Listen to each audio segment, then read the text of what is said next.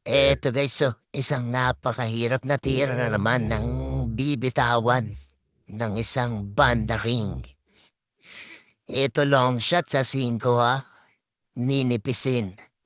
Okay, tingnan natin. Tira sa 5. Ano?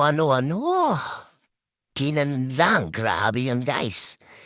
Ito saktong-sakto naman yung prepare sa 7. Dito, tira dito, tatampalin lang.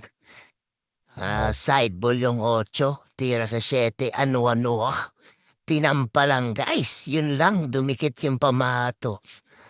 So dito, hindi natin maiilim yan. So, pwede yan paikot, kaso hindi mo rin maapektusan. So dito guys nga, binansagan lang, ano. Saktong-sakto lang, pocket speed.